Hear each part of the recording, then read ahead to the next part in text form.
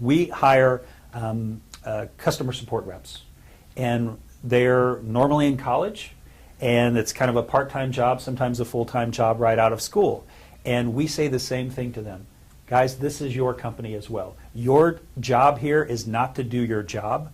Your job here is to please the customer, but also to make sure your job gets better, right? To come and take it to the next level. Why? Because that's what owners do. And we had a whole bunch of things of what that looks like. And I'm not going to read all of these, obviously, but you get an idea of just the detail that we go into that really describes what an ownership mentality looks like. So that's where you say there's the word ownership mentality, but then you've really taken the time to define what does that mean. Right. And then you find people, vendors, suppliers who really resonate with that ownership mentality. You got whether it. they're providing you a service, or whether you're providing your customers a service, or you're a guitar teacher or a piano. You're not into that yet, but I know part of your vision. But regardless of who you're dealing with, you look for those qualities to do business together because of the nucleus of what that creates. Right. That's a great segue into our second core value, which was respect for yourself and others. And that basically means we expect people to value themselves high, as well as to value others highly, meaning the customer, the supplier, the service provider, everyone. And this came down to an interesting story, and you'll find these in your own company as well. We were a team of 5 people, and this was before we had done our first round of venture financing, and I was funding the business, and we weren't making any money. He was the bank. I was the bank. Many of you are the bank right now. That's right. Believe me, I feel your pain a lot. So I was, we were 5 years before we took our first round.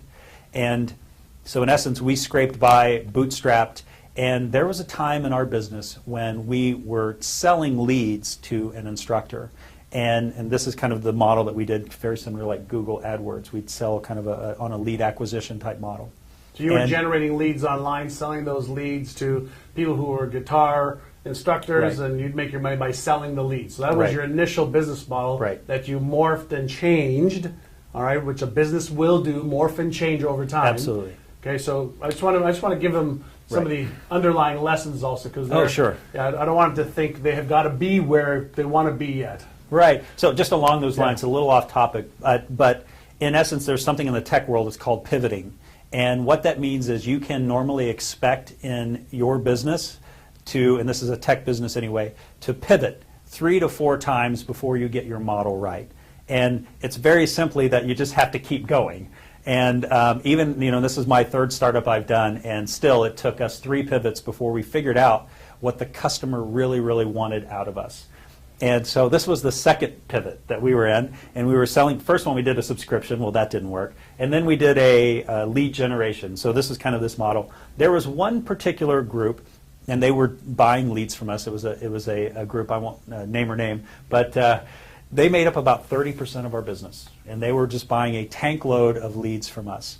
And we had one single customer service rep at the time. Her name was Lori. And Lori was on the phone with this person. We'll call her Jill, but her name wasn't Jill.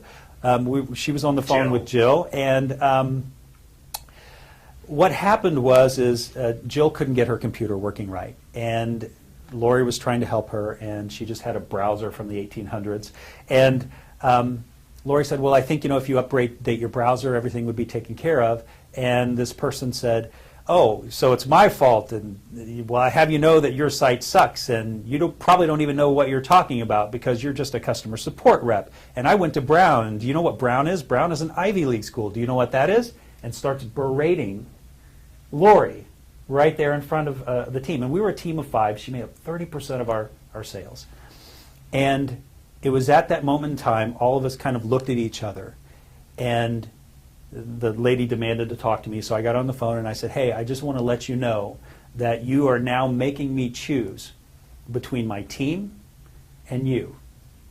And you are going to lose that battle every time." Even though she was providing you with 30% of your revenue? We fired her on the spot. The client you fired? We fired the client on the spot.